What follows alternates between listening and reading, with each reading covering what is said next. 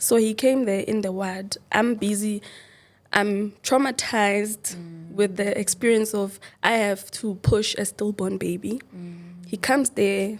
I don't know, is he trying to redeem himself or what? Welcome to the Safe Space Chats podcast with Madam Speaker. My name is Perseverance Maremeni, also known as Madam Speaker, also known as the CEO of Self-Love. If you're joining for the first time, welcome to the family of healing, self-love and motivation. And if you're returning, thank you so much for the continuous love and support that you are showing me. Bazalwane, today I am organic. Please judge me and finish judging me because this is what we have for today and we're going to work with what we have. Anyway, I just want to send a big shout out to our sponsors, even though today...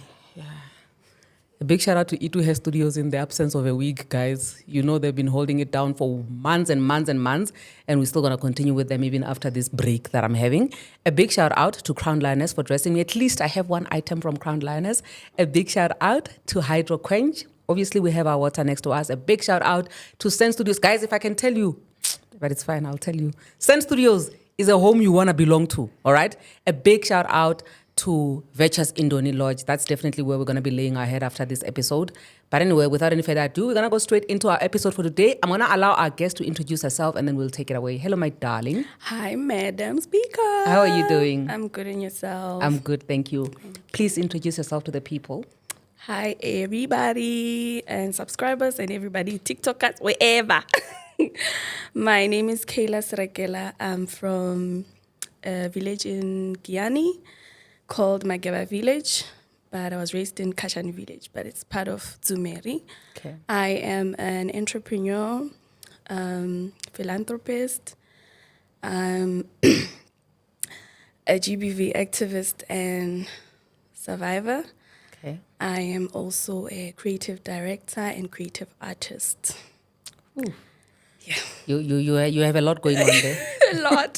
Tell me something. As you're saying that you're a GBV activist and a survivor, does it always have to go with you being a survivor first before you become an activist, or maybe for South you? Africa. South Africa, ne? Yo. It'll just force you to be an activist It will and a just survivor. put you there. Sure. Yeah, it puts you there.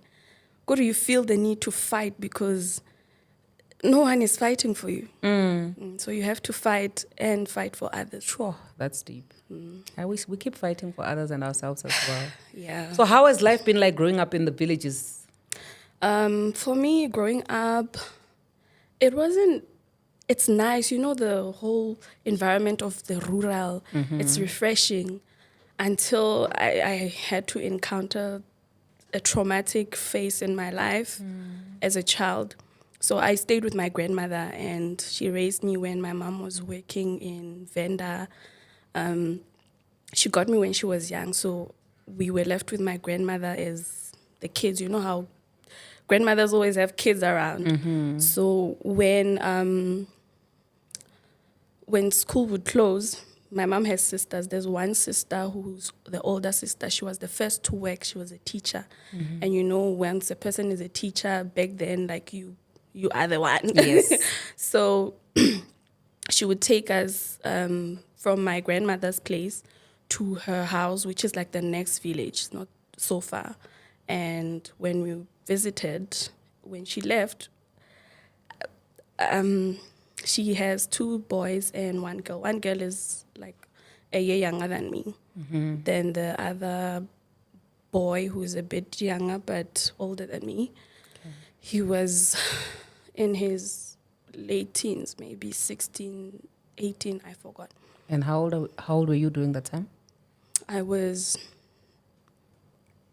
8, 9. From 7, I used to go there from 7. From 7 years old, I would visit there. I have a very vivid memory of my childhood. I don't know if it's because of the trauma or what, but my memories are very vivid. So that year, I think it was 2006, I visited my aunt's house. But it wasn't the first time. So this guy, you know how Africans, Wana wa mamuholo is your brother. Yes. Like your brother. Yeah. So he's my brother. Every time when I was sleeping, he would just come and do as he wished with me. It happened it happened a lot. And I couldn't speak up about it because I was a child. I didn't know what was happening. I didn't understand what was happening. So it happened continuously, and it was just. Can you just take me through that? I'm so sorry because I can see that already you're tearing. I don't know if Yeah. you'll be able to, Yeah, just yeah. take me through how it all started and like how it happened before it could just become a norm of him just repeating the same thing over and over. It was the first time I was just visiting, like usually, because my aunt would take me from my grandmother's house. I guess she was just relieving grandma from Yeah. the load of taking care of us. And then I would go there, and when I was asleep, and he was just there, and he's my brother, so I'm like, okay, why is he waking me up? Tells me to keep quiet, takes me to his room, and tells me don't tell anyone. And I'm scared and confused. I don't know what I should do. So I kept quiet, and it went on like that. And the time not the last time, but when my mom had to find out was because I started having a bladder issue, which till this day I still have urine incontinence Okay. because of that. So when I went to the toilet, it was painful for me to urinate. And then my grandmother was like, "What's wrong with you?" And then I didn't tell her. Then my mother came back because she heard that I'm sick. And she just checked me. She's like, "Who did this to you?" I couldn't speak up, but I had to because now there was so much pressure. Like, adults are here, they're looking at me. And I told them, and my mom opened a case. So what exactly happens to you when you have this infection, which like literally had all these people just looking at you and saying, who did this to you? What was the result of that? You mean like what caused it? No. I mean, what was the visible thing that they could see that they would say, they would force you to speak? What were they seeing? I don't know, but my aunt, there's Mamncane Mansongwame, she told me now when I spoke up as an adult that I remember when you were sick. It was very bad. She was an adult at the time. She told me that it was like an infection. It was bad down there. And for me, when I went to the toilet, it was burning. Okay. It was burning. So I didn't know what was wrong. So yeah, that's what made them realize that something has been happening for a Okay, long so time. they're the ones that actually checked you out. My mom. Okay. Yeah, and then she took me to a doctor, and then the doctor said, there's too much damage to this child. This has been happening for a long time. And before that, my last visit before that, I went to my aunt's house. I was playing with his younger sister and another girl who comes from his father's family. That's also his sister. So when we were playing, he started to call us one by one to come in the house, the house, because we were playing outside, running around. And when he called us like that, not his younger sister, he didn't do anything to her, but he also raped the other girl. Okay. That was her first encounter. And for me, it was normal. It was a usual thing for me. And when I asked her, she came back, I asked her, like, what did Bodhi do to you? She told me. And then I thought, okay, now that I'm not alone, maybe I should tell his mother. I told his mother when she came back, and she told me, "Ke rata dilo, o rata zwilo," because my mom they speak Kilobedu. O rata zwilo. And it was hard enough for me as a child to open up and say, I'm being abused at home. And then when I finally got the courage, 9-year-old me finally got the courage to tell his mom, she's like a mother to me at the time. And she told me I like things. She took me to the bus station to go back to my grandmother's house, told me, give me the money for the bus, and told me I liked things. And yeah, then I got sick. Sure. she was the first grown up I told, and she kept quiet. She didn't even inform my mom to say, your child says this happened, because obviously she had to protect her son, which was very bad. But for her to literally just say you like things, you are too forward as a child. Yeah, as a child. You know, when, as a grown up, when you try to report rape cases, they say, what were you wearing? Like, what did you Yes, do? you already I was get judgment. a child. I was a child. I didn't have choices. I didn't know anything. And that guy, he has always been a creep. So he didn't leave his house. He never visited families. He never went to my grandmother's house. But because the last time his mother said I liked things, I didn't go back, and she didn't bring me back. So he came to my grandmother's house, which was a shock, because he didn't like people. And the reason why he came is because I was no longer accessible to him. And there was a time my other aunt's Mamolo, another one's daughter, who's like my age, we are just 2 years apart, was there. And he did the same thing to her. So at this point, he's a serial pedophile. Sure. And he's being enabled by his mother, but nothing is happening because mommy will protect me. Sure.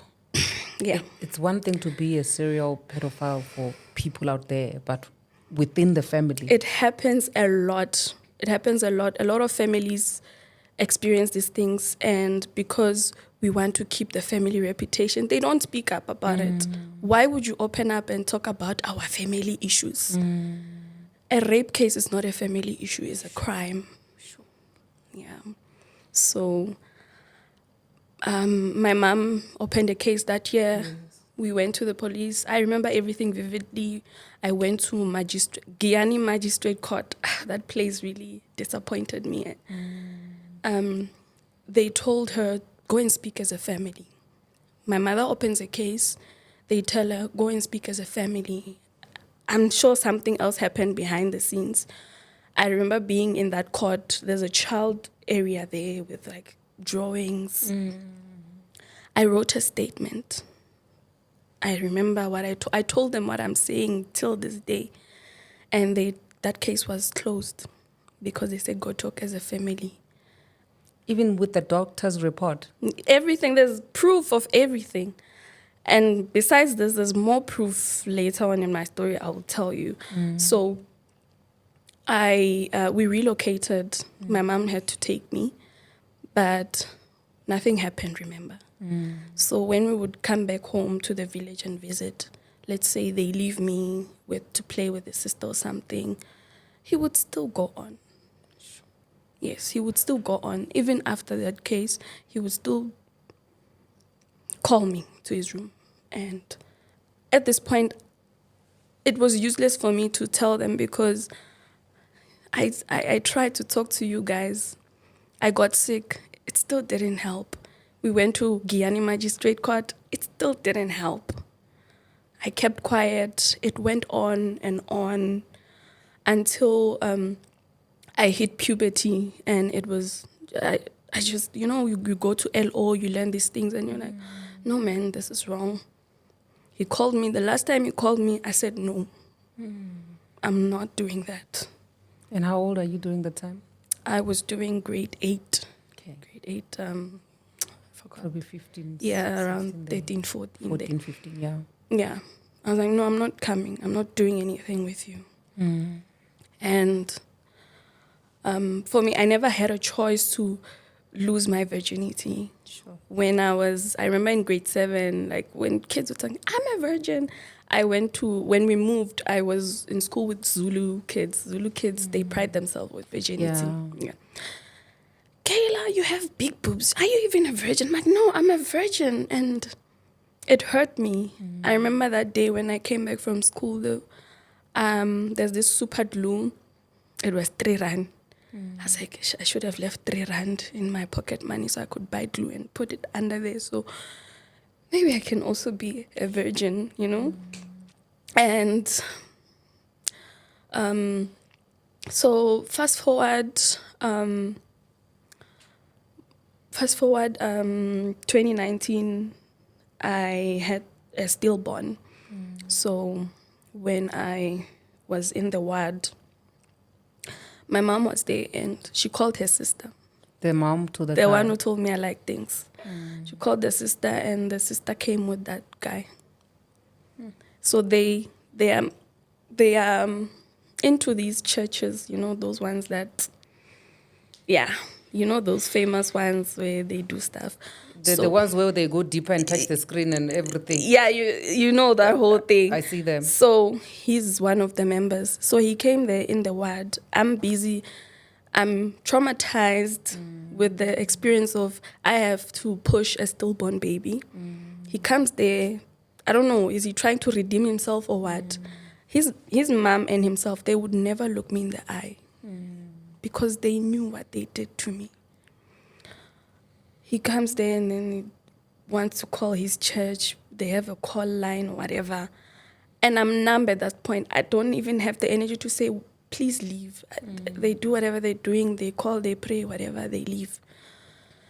And I have to go through this trauma of losing a baby and go back again to flashbacks of my childhood. It was just too much. And that moment for me, it was something else. But like I said, as a victim, sometimes you have to be an activist. So the stillborn situation for me, I'm very open on social media, so I would talk about it.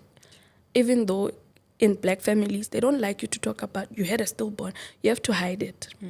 I talked about it, and many women opened up to me. People, like women would always open up to me, even before I would come out about the abuse. There were people who would share their stories and I would listen and I would help them and say, take this number, there's this GBV call center. And they were lucky to be helped. I think God was just trying to push me to one day have the courage to talk about my story. And 2022, I'm a makeup artist. So I entered this competition. It was a national competition from Standard Bank. And then I was selected as one of the people who would be given the award as an entrepreneur. So I went to Senten and they gave us all these things. They wrote an article about me in the local paper. It was a moment for me. And that same week when I came back to Limpopo from Gauteng, me and my mother, we went to town and we were walking and I saw that guy. He was smiling. His smile triggered me so much. I just passed him and left behind my mother and my sister. They were talking to him and greeting him. So that day, I told myself, like there was so much trigger in me. I was like, I am going to expose these guys. I went on my Facebook. I shared my story. I was like, this was a moment for me to celebrate this big achievement, but now I have to go back. And I opened up about it. And that was the beginning of something. When I opened up about it, his mother heard. She called my mother. My other name is Ditego. Ditego, now people are looking at me. Why did she write that? It's the shame. You know your child is a sexual offender. Yeah. You know your child is a pedophile. You've been rooting for him behind scenes. Now that it's out there, why do you feel shame if he's good? Yeah. Then they came to my house to apologize. But how was the relationship between your mom and her sister during this whole time? Because remember, after they said you need to go home and fix your things, how then do you continue as a family after that? I don't have a voice at that time. I'm a child. I mean, adults need to be my voice at the time. Nobody is there. So they talk, but the talk was, me as your big sister, I'm taking care of your kids. And this is what you guys want to do. You want to open cases and bring eyes to my family, and I took these kids into my marriage. Now the family from my marriage, they're going to say this, and it was just all blackmail. So, yeah, that's what I wanted to say. It's more like manipulation now. Yeah, she was very manipulative. You can't bite the hand that feeds you also at the same time. Exactly, yeah. Sure. Okay, so now moving to now when they want to come to the family after you come out on Facebook. They come there, and they're like, we want to apologize. It worked. Actually, I wanted them to come. It was bait for me because I didn't even know if when I want to reinstate the case, will my docket still be there? You know how things are. So it's fine. They came to my house, and I just put my phone on record. Sure. And I'm like, what do you guys want to apologize for? And she started saying, I want to apologize that I told you liked things. I'm like, so you still remember? Like, okay. I'm listening. Then the son started talking. He told me, I know what I did to you. And I'm like, say exactly what you did to me in front of my mother. There was my grandmother as well. And your mother. Tell her, because she's been standing up for you. And he told her exactly how he used to take me when I was sleeping and bring me into his room. And he said, even now when I look at the news and I see rape cases, I always think about what I did to you. Destroy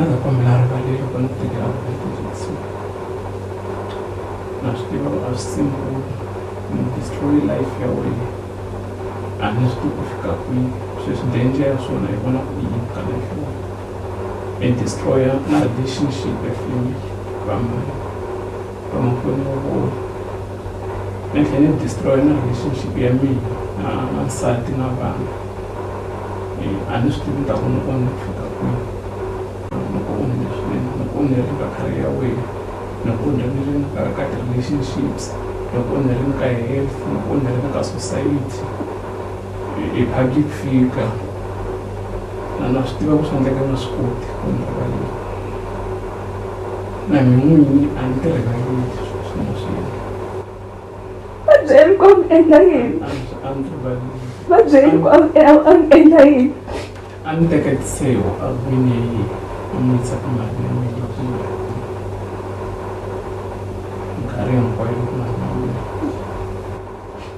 But then look back in a meeting about forgiven about family men someone got to go to the email. Oh, you might. But then you didn't stop. Lava sweet, I don't know how you might. But then, never sweet. So continue with your free now until you realize it was in the great level. This one is a long one. Unrekile mingwaye minchi gogo bekilabo zelelena banjake ngizama mara ngakingise nayo mingwaye minchi gogo like is colon Giyani psychologist you know the problem mama was saying susashika lena movie on like nothing happened. Get try pretend like everything is fine. You act normal around the world. By still water. I don't blame Mama Satan. I don't blame Mama Demon. I want demon. Believe no one. And it is about to humiliate you. You have a lateral. Abuse Mudina one. Look on about abuse you about. But not to like my believe or this spirit of abuse is in your family. You have welcomed it. And this one must pay. Naka suffering you know, Siena, moving on, no family, Musari enjoy. Nike enjoy I get you call. Kanawagalayo. Kudusije mwaika mukasisira kenda vanana rume veki mwana kilibabe ngaliva lakini repa mwaika muka undile msadi mwaika muka na venkiseva yena veki sexual 70 yawe akimbicha kamurini ngaziva mula maudu mawubaziva bevakhisiziva ke batsho mne bakhutshisa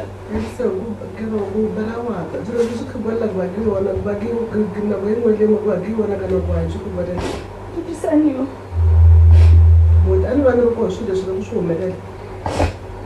namo ke thabulu wona ke thabu ja le bukhumana ja clean tse jengwe le ja ba o je wa banit a ke tse banki yona ke jela ngerekeni wa ke tse zamela ke ya Giyani a ke tse tse go bona na ngomana je ke confess a tsona ke tsa matshomo ke di se je clinic le tsa je ke je bileo a ke ngone relationship ya ga le wena ibe ikhibe bu a ke na relationship le no go isana ke la bien ke le bona ke hopola tsela so a ke nyake relationship le lena a ke nyake ke la bilo pretenda ke shapo ka tsona cause se ba isana ke inosi a ke nyake pretenda ke la bile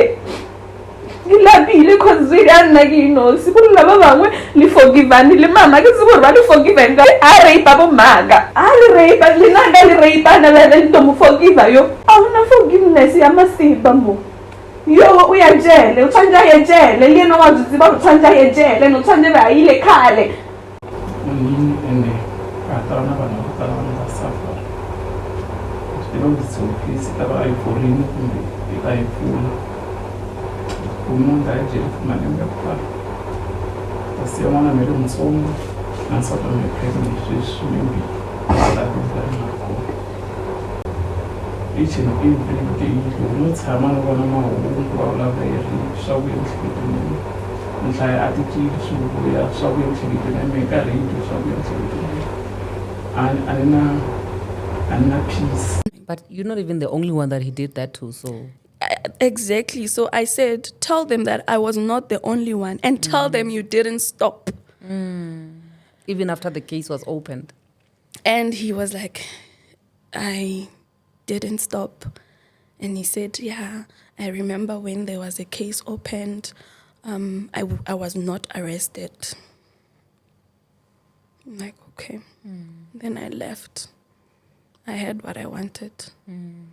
Then I started the process to reinstate my case. Wow. If I tell, when I started, I said Giyani magistrate court. That place, they failed me as a child. They failed me as a woman. They failed me as a victim of sexual violence in this country. So I tried to reinstate my case. The first thing was to go to the police station. When I went there, this woman, an officer, she says, what are you here for? I tell her, I'm like, I'm here to reopen a case that was opened when I was young and I couldn't stand up for myself. And I'm opening it because it didn't even stop when it was after they didn't do anything with it. And these guys came to my house. I have more evidence that he did it. He said it himself. And he said he was sorry. She said, oh, but he said he's sorry. An officer of the law. He said he was sorry. I looked at her and she just went mute. Like, what is wrong with you? Are you doing this job because you want money? And firstly, the docket was not there, but on the system, he's there, he's registered. He's a registered sex offender. Who never did the time for it? No. He's there. Like, I gave them the name, I gave them my ID, and they're like, oh, here's the case, it's there. Okay, where's the docket? They can't find the docket. Luckily, there's a friend of mine, she's a DJ, and she knows, like, people. So she had the number of the spokesperson for Giyani police station. And he was like, we'll see what we can do. Maybe we'll try and search further. And it didn't help. So I got the number for the station commander. I told him my story. I'm like, I need that docket. He's like, okay, we'll find it. And they found it. And there was the captain handling my case. I would just love to mention his name, Captain Gomani. That man is an old man, but he was always updating me. We have your docket, come, so we can take this further. And they finished their job. They took me to a psychologist because they have to do that evaluation. They took me to a psychologist. They finished their job. we had to push. They finished their job. Now I have to go to magistrate. Magistrate, things are so slow. Sure. Things are so slow there. We have everything we need. Let's start. The prosecutor, sometimes, okay, the first one left. The second one, he doesn't have a clue about the case. I even had to write him a message, like a long message. I'm like, just explaining what happened. I'm like, I feel like I'm the one who's always initiating, like, for us to push this. If I don't ask, what's the update? Nothing will happen. The last time I remember, I asked him, yeah, what's happening? They were supposed to issue a summon. That day when I asked him, please, what's happening? Give me an update. That was the day the stamp was made for a summon because I followed up. And you don't have the energy for that as a victim. You're already going through so much. Sure. And yeah, it's still a process even now. I still have to call and say, what's happening? Then something will happen. And Even today. I reinstated the case in 2022. It's 2024 now. And they will tell you, we have so many cases. You know, when I hear stories from other victims, they'll tell you, they said, there's not enough evidence. I have so much evidence. And when they said the case will be trialed in Giyani, I told them, I don't want that. Take it to High Court in Venda. They said, write a letter. And then in Venda, they said, no, let them try it there. But my reason also, is... Yes, I wanted to get to that. Those people failed me already. So do you know if maybe it's still the same people who were there during that time, or even today it feels like it's the same people because the same system and same habits?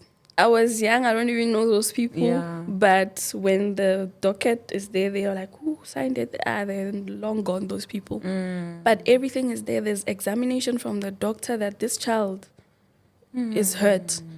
Okay, if the docket was not there, I was ready to say, here's a recording of this guy telling you that I should be arrested. I know I have ruined your life. I know. He said everything. He knows what he did. But the justice system in this country is just... And when I opened up about this, there are people who came out. I wanted to get to that to say, because this is something which is so common and because people don't talk about it, usually when you come forward and you speak about something, there are more people who can relate to your story who come forward. What was the one thing that for you stood out when you were seeing people coming forward and sharing similar story to what you've been through? Even before my story, there were people, I don't know if I have that aura, like people would just come to me and share a personal story. So it was not new to me.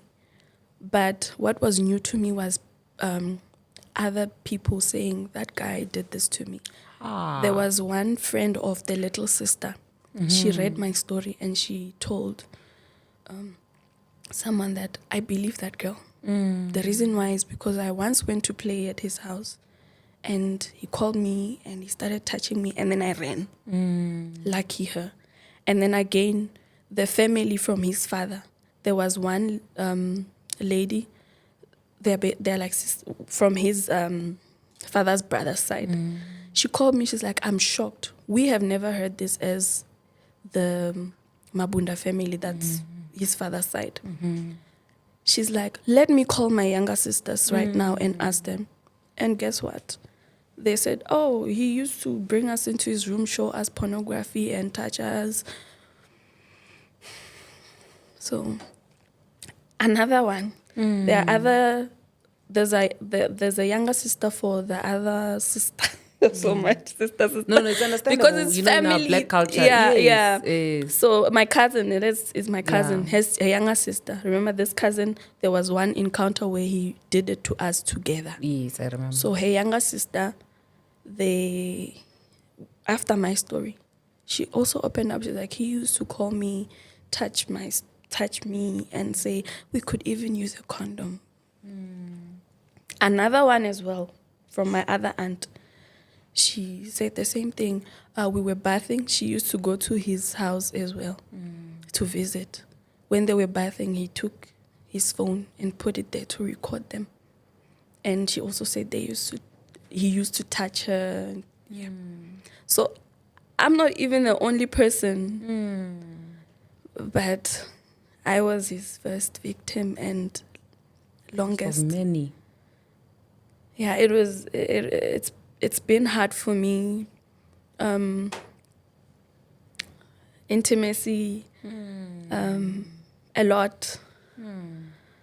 I used to avoid going back home when I was in varsity because I knew, I'm like, these people, did they forget what happened? Like How do they quickly forget that? Yeah, they have family gatherings and expect me to see this person and move on. And they can't even look me in the eye to show these people know what they did. Their mother was such an enabler of this person. I don't know what's wrong with her because when I spoke up, she would even say, I have demons. Unalma demon. This thing, these Christian households, there are those Christians who are Christians. There's those ones who hide behind Christianity. Yeah. So I have a demon and you can't even put your son accountable for what he's doing. Isn't he the one with the demon? Tell me something. When your mom didn't still got along or still had a relationship with her sister, didn't you feel, or how did that, I don't want to put words in your mouth, to say, didn't you feel, how did that make you feel as a child looking at this adult who's supposed to be protecting you? Because for your aunt to be able to protect you and be that person who's not enabling her child is one thing, but now there's your mother. My mother. How did that make you feel? Disappointing. Did you ever have this conversation with your mother? Remember I opened up on Facebook. I didn't say, Mama, what happened? Why didn't you stand up for me? Or why didn't you push when they said this case? Go and talk as a family. Why didn't you push further? Yeah. So she seemed shocked that I am going through all these things behind closed doors, that I have so much trauma, that I have this problem with my bladder. I couldn't talk. Well, how would I tell you when nothing happened? Honestly, it was disappointing. It was very disappointing that she didn't fight enough for me. Yeah. And as if that is not enough, I don't know how it is. If your sister's son rapes your child, why do you still have a relationship with her? Why do you still invite her to your things, to your home? Honestly, that one I had to accept that it's not my choice. It's her choice. Yeah. But what I knew is that I'm going to fight for myself, even if it takes me fight. My mother maybe, she couldn't say anything because I'm a grown-up. I have to do this by myself. Yeah. Even if it takes her relationship with her sister going where, I don't care. Honestly, anyone in my family after this happened who was like, no, why is Kayla doing this? I did not care. I'm a grown-up. I have to start my own family. And starting my own family needs me to be in a state where I'm healed. And I can't heal without justice. Yeah. I can't heal when I'm sleeping and I wake up next to my partner and I feel scared sometimes because I had a dream, I had a flashback about this person. I can't live my life in a normal way because somebody decided to see a child as somebody that could just do anything with them. I can't live my life normally. The trauma, they diagnosed me with PTSD, it's... Sorry. Okay. You can't live a normal life after you've experienced abuse. Any kind of abuse. If you're a woman, you've been beaten, you've been any kind of abuse. That's why a lot of people who are abused, you look at them, you're like, is this person normal? that person is going through so much trauma. And I always feel lucky because my partner is a soft person. He's gentle, and he didn't know about this until 2022 when I opened up. But for me to be in a relationship with someone, it's because I feel safe around them. And I've always felt safe around him. It has been hard for me to start relationships with men because of that. So if I'm in a relationship with someone, it's because I feel like this is a man and not an animal, or, you know. Sure. So his mother, honestly, she was such an enabler. And when they came to my house, I told her that I know you always say people have demons because that guy, he once took pills. And then the mother said it's because of this other girl he was dating. She has demons, unalma demonic, she's satanism. Like you can't even look at the problem that is in front of you. So I told her when they came to apologize as in shame, we are ashamed, stop talking. Yeah. I told her, since you believe so much in demons, let me tell you, the demon that you allowed in your family is abuse. First of all, her daughter was in an abusive relationship with her boyfriend. The mother would just, like it was normal. That girl kept going back. And I used to have a relationship with that girl before this. I guess her mother told her to stop talking to me because she was very open, like with me. I used to talk to her and say, advise her on things, you know. So her mom just let that girl go get beaten up by some boy. And I told her, even yourself, she had an affair with someone who used to abuse her. She would limp, have a broken arm. Like, I don't understand. She feels like abuse is normal, and it's not. Abuse is not normal. Abuse is never normal. And sometimes you would wonder, how is this person even born together with my mom? Like, are they really from the same mom, or is there something they're not even telling us? I don't know. But then again, my mom is not a saint in all of this. This should have been a very serious thing, but sometimes when you are poor, it puts you in situations where you just can't stand up for yourself. Now your bigger sister is taking care of you guys, buying grocery. She's the one who's working. She's the teacher. What are you going to say when she took you to some college, maybe? You know, the power that woman she abused the power she had in the family, you know. So, okay, so where is he now? He's walking in the streets. He's walking in the streets. He has a wife. Wow. Yes. Obviously, the wife knows about this because I talked about it. How are they managing that? Or is it now a thing of they're not saying anything at all, they're just quiet, or they're trying to say smear campaign on you as well to say you are also not a good person or whatever? How are they managing this whole thing? How do you manage to just walk and continue with life? I don't know. Like, I could even play a recording of this guy saying, when I think about it, I know that I'm going to go to jail. He himself said that.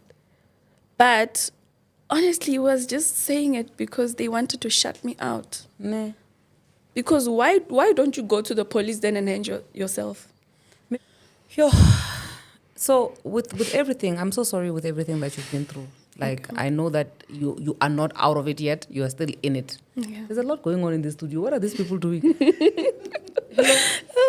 This studio is nice. I just want to say that. That's not what we do when we're in a studio, guys. We actually sit still. We sit. Hello, ma'am. Please sit there. We have visitors in the studio, guys. That's why I'm looking the way I'm looking. Like, yeah. You have to sit, focus. After this episode, you guys will have to go sit in the car so that we can continue with our business. Ne? Yeah. Okay, cool. Yeah, as I was saying, when you look at the reality of what is happening out there, you know, what can you advise, or what is your thought on just the reality? Because remember, I always say that when we are walking around, we walk blindly because we actually don't see with our spiritual eyes what is happening out there. But there's a lot that's happening. But with what you have experienced and what you know from other people sharing with you, what can you advise out there? Sorry. The first thing is I would just like to talk to anyone that works in the justice system.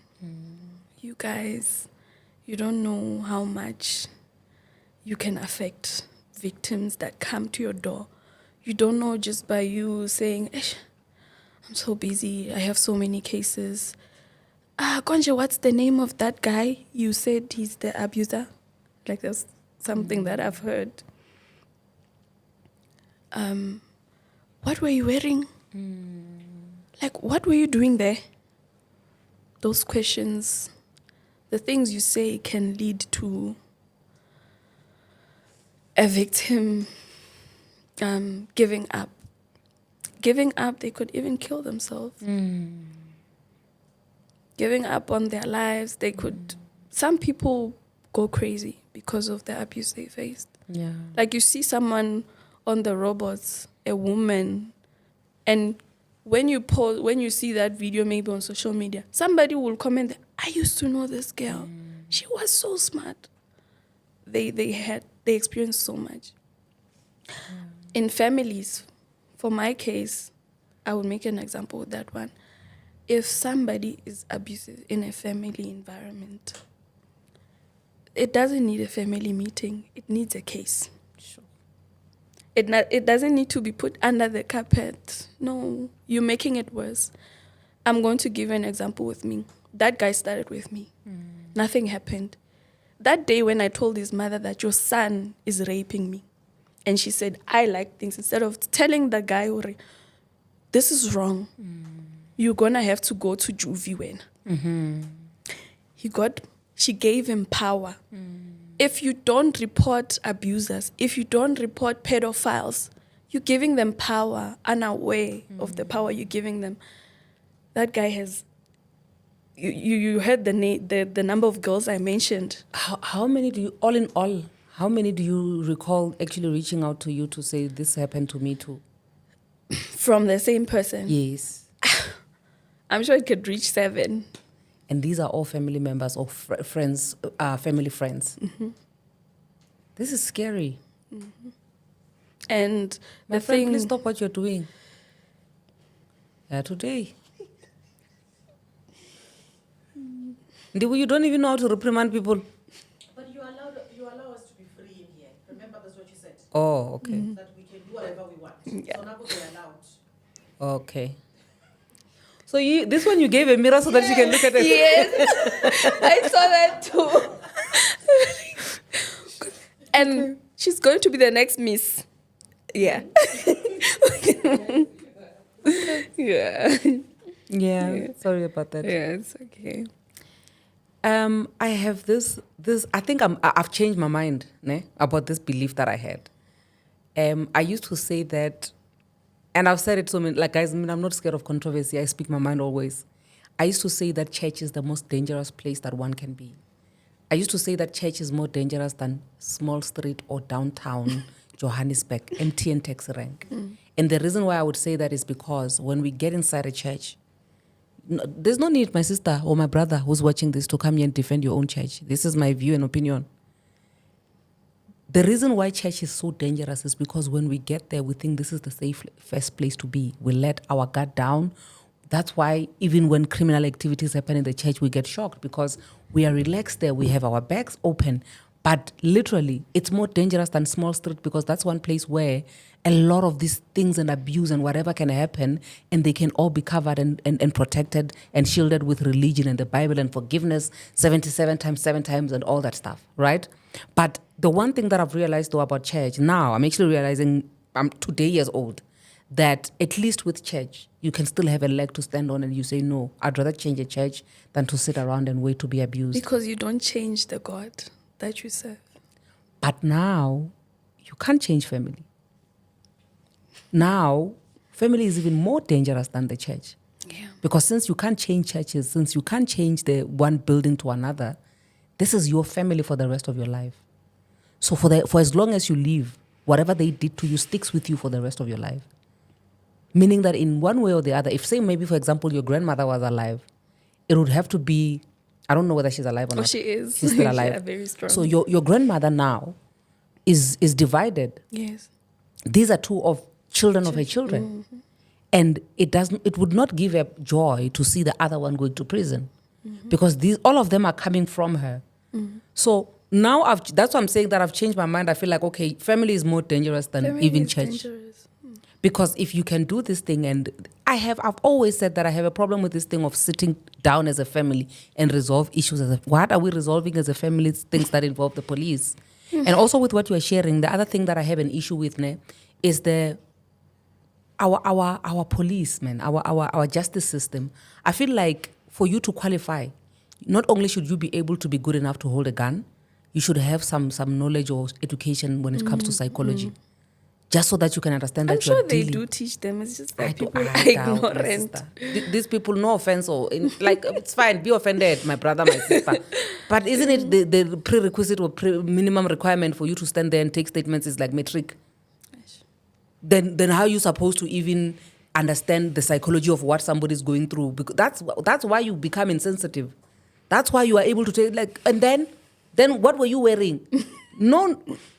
Guys, I don't have it. Forgive him. That's what Forgive him. An officer said, the female officer Do said you know? in Giyani. Do you know what all of that is doing to you as a person? So I feel like it's very dangerous for us to. It's more like we are saying frontliners during COVID. We would take anybody who is willing. Yeah. Come be a As doctor long as you and can nurse. wear masks. That's very dangerous. So I feel like we have dangerous people who are actually in these stations doing this job Yeah, because some jobs they're doing they a very need you to have sensitive a job. heart. It's a sensitive job, but it's being done by people who don't know anything about what they're doing. And I can't entirely blame them because I feel like to a certain degree, they don't even know what is required of them. You know? Yeah, but anyway, it's a heartbreaking one. I feel like it's a reality of a lot of people. I have a feeling that this is also going to be one of those episodes where a lot of people are actually going to come forward and say, this is me. But are you, together with all the other victims, have you tried maybe them also coming together with you so that you're working on that? I don't really want us to dwell too much on the details of the case, but so far, in terms of the progress and... Yeah, progress is so slow. Yeah. I don't know, like, isn't evidence enough? It's so slow. So slow. The people that are handling the case, sometimes you just feel like they don't even know your story. Like I asked the prosecutor once, the second one, it's like, did you take time to read my case? Did you read the statements? And when I was there, he's opening my docket. Only then. Yeah, and I don't know, maybe he's overwhelmed with cases and stuff, so. Whew, yeah. Okay, tell me this. Out of everything that you have shared with us today, what would you say is the main reason why you wanted to share? Is it because of other people? Is it because you want... Is it about other people? Is it about you? Like, what is the main reason why you wanted to actually share your story? For me, it's awareness that these things happen. A lot of people go through abuse within their families and they don't have support from their family. Honestly, I don't. Yeah. I'm going through a case alone. Nobody in my family has asked me, how is it going so far? I'm doing it alone. Nobody. When I say nobody, I mean nobody. Not even your mom? No. She went with me when I had to reinstate because, well, I honestly believe that maybe she's the one who said close the case. So okay. she went with me just to show that she did open the case and they told them to leave. And that's it. She's never asked me, how's the case, what? It's uncomfortable for people to talk about this. It's But why uncomfortable though? because it's family and she still talks to the sister but I'm your daughter. I'm also your family. I'm not a psychologist, but I kind of feel like you're downplaying how your mom not being there actually made you feel, like, for real. Because I know it's not about her, but honestly speaking, I feel like you're really downplaying how it actually made you feel. I'm not like, it was very disappointing. I don't want to lie. And I told her this. I'm like, you failed me as my mother. You failed At least me. you said it. I told her. And the thing is, I don't know what's wrong with communication between black parents and their kids. I'm an open person. I talk. I express myself. I expressed myself when we were coming back to reopen the case. When we came back on the road, I was talking and she was silent throughout. And also, another thing that hurt me was that when this guy said it in front of my mother that he used to take me in my room and rape me, she kept quiet. When her sister told her or said to me, it was the first person to know that her son is raping me, and she told me I liked things, she kept quiet. It hurt me, and it's painful. And there's nothing I can do about it. Do you even feel like you're still part of that family? I don't like them.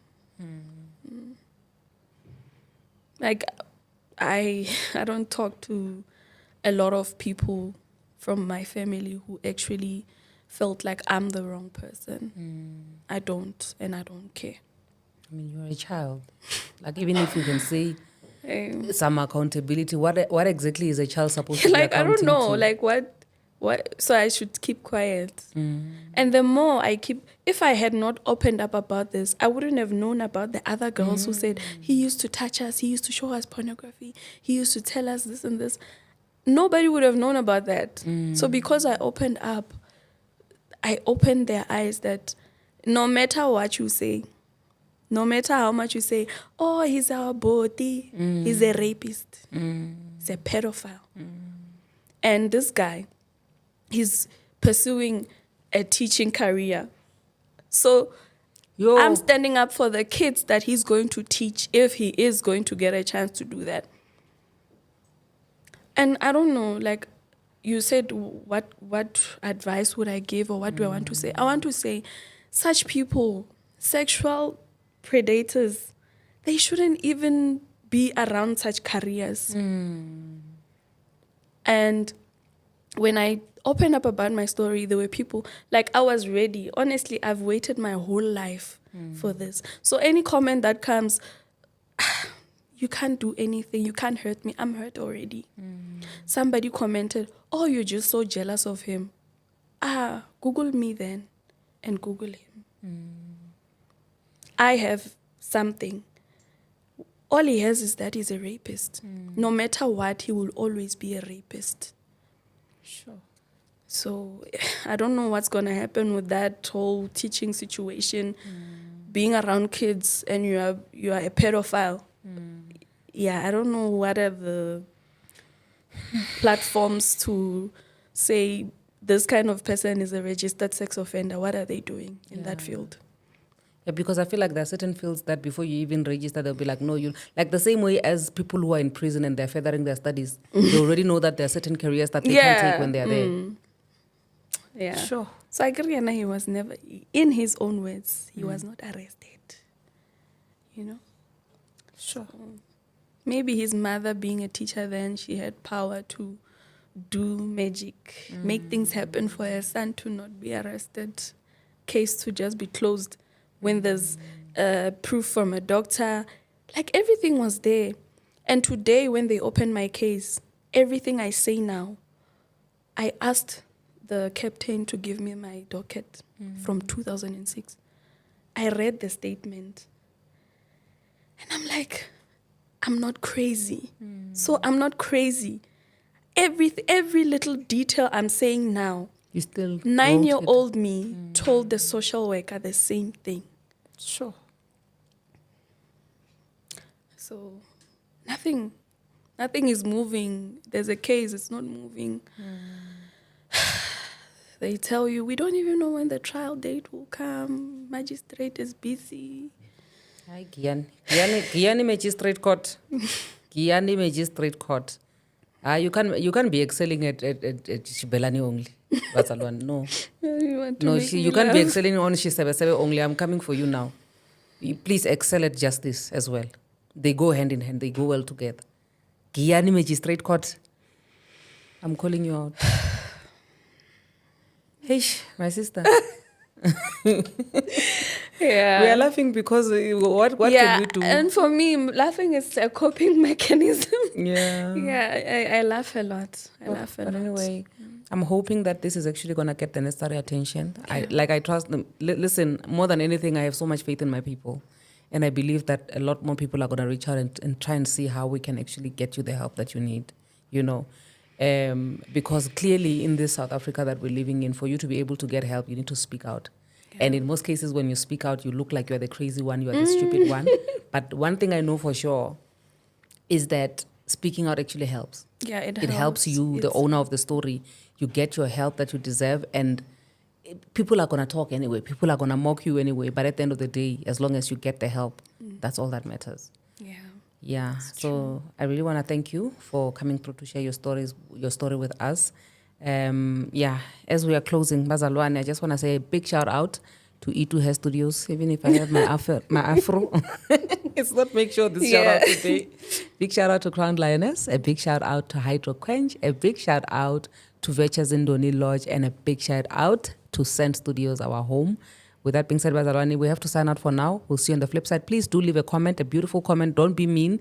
And also, if you can reach out to help us, please, there's going to be a number that you will be seeing here. And also visit our website, www.madamspeaker.co.za. And let's see how we help each other and just make South Africa a beautiful nation, okay? Love you. God bless you. Mwah.